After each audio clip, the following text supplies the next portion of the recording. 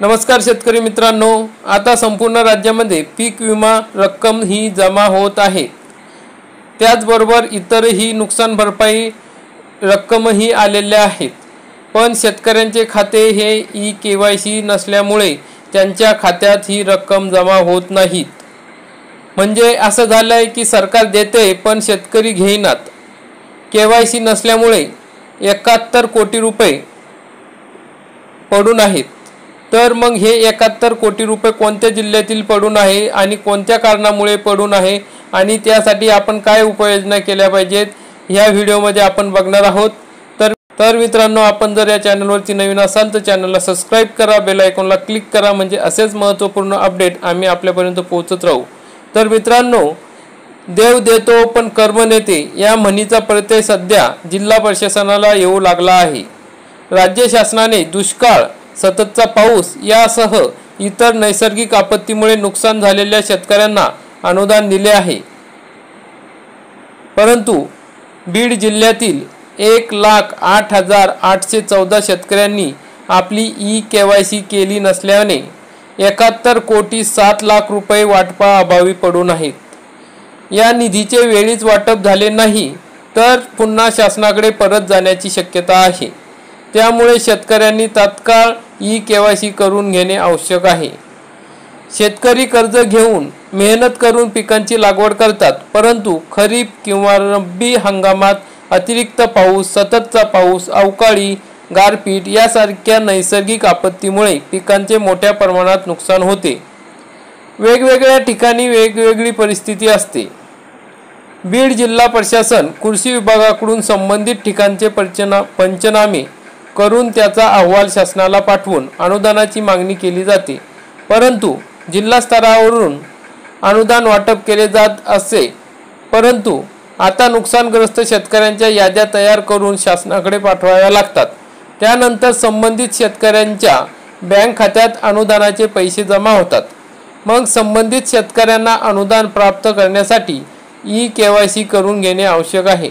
त्याशिवाय शेतकऱ्यांच्या बँक खात्यात ही अनुदानाची रक्कम जमा होत नाही। जिल्हा प्रशासनाकडून शेतकऱ्यांना केवायसी अपडेट करून घेण्याच्या सूचना केल्या आहेत, परंतु अद्याप जिल्ह्यातील 1,08,814 शेतकऱ्यांनी आपली ई-केवायसी केलेली नाही। शेतकऱ्यांनी वेळेवर ही प्रक्रिया पूर्ण करून घेतली नाही तर अनुदानाची रक्कम त्यांना मिळणार नसल्याचे अधिकाऱ्यांनी सांगितले आहे। अशी आहे ई-केवायसीची परिस्थिती। मग आपत्तीचे नाव: दुष्काळ 2023, पडवणी, धारूर, अंबाजोगाई।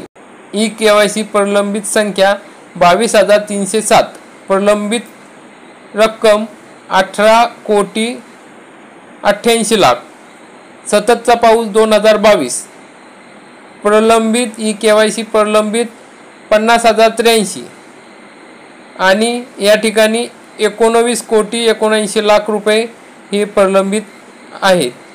एप्रिल 2023 अवकाळी पाऊस 2100, प्रलंबित रक्कम आहे 96,20,000।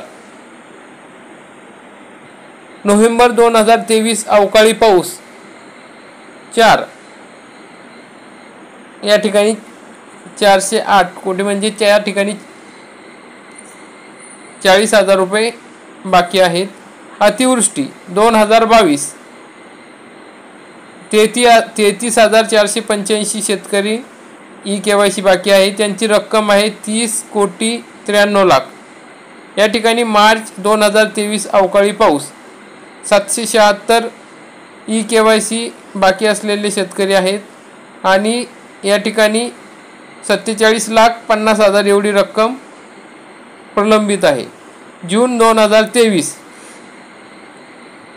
वादळी वारा 59 शेतकरी, या ठिकाणी 3,24,000 एवढी रक्कम प्रलंबित आहे।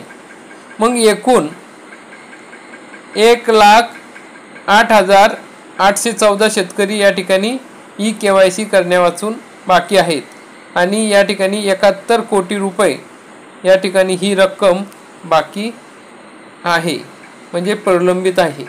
मग ई-केवायसी केल्याशिवाय ही रक्कम या ठिकाणी शेतकऱ्यांच्या खात्यात जमा होणार नाही। तर मित्रांनो, आपण लवकरात लवकर ई KYC करणे गरजेचे आहे। मग ई KYC आहे निशुल्क, म्हणजे ई KYC करायला तुम्हाला कोणताही पैसे या ठिकाणी लागणार नाही। त्यासाठी काय करावे याविषयी बघूयात। तर मित्रांनो, शेतकऱ्यांच्या बँक खात्यावर अनुदानाची रक्कम जमा करण्यासाठी राज्य शासनाने एक सॉफ्टवेअर तयार केले आहे। अनुदान देण्यासाठी तहसीलदाराकडून त्या तालुक्यातील नुकसानग्रस्त शेतकऱ्यांच्या याद्या मागवल्या आहेत। प्रत्येक शेतकऱ्याला एक VK क्रमांक अर्थात विशिष्ट क्रमांक दिला आहे। मग VK लिस्ट व अनुदान दिलेल्या शेतकऱ्यांची यादी तलाठ्यांकडे उपलब्ध आहे। ज्यांना अनुदान मिळालेले नाही त्या शेतकऱ्यांनी बँकेत जाऊन खाते ॲक्टिव्ह आहे की नाही हे तपासावे। त्यानंतर ज्यांना अनुदान मिळाले नाही त्यांनी तलाठ्याकडून आपला विशिष्ट क्रमांक घेऊन आपले सरकार केंद्रावर जाऊन ई KYC करून घ्यावी। ई KYC करण्यासाठी आधार कार्ड, बँक पासबुक व विशिष्ट क्रमांक शेतकऱ्यांनी घेऊन जाणे आवश्यक आहे। मग ई KYC निशुल्क आहे, तसेच शेतकऱ्यांचे बँक खाते हे आधारशी लिंक असणे आवश्यक आहे। त्याशिवाय अनुदान मिळणार नसल्याचे जिल्हाधिकारी कार्यालयातील अधिकाऱ्यांनी सांगितले आहे। मग अनुदान प्राप्त करण्यासाठी ई KYC बंधनकारक आहे। तलाठ्यांनी डेटा अपलोड केलेला आहे। शेतकऱ्यांनी VK नंबर घेऊन ई KYC करून घ्यावी असे आवाहन अधिकाऱ्यांनी केले आहे। KYC करून घेणे आवश्यक आहे। मग मित्रांनो, आपण या ठिकाणी ई KYC करून घ्यावी आणि लवकरात लवकर आपली जी रक्कम आलेली आहे ती आपल्या खात्यात जमा होईल। मग आपण जर ई KYC केली नाही तर ही रक्कम शासनाकडे परत जाईल। मग आपल्याला ती कधी मिळेल किंवा मिळणार नाही हे आपण सांगू शकत नाही। ही फक्त बीड जिल्ह्याची परिस्थिती आहे मित्रांनो, पूर्ण राज्यामध्ये अशीच परिस्थिती आहे।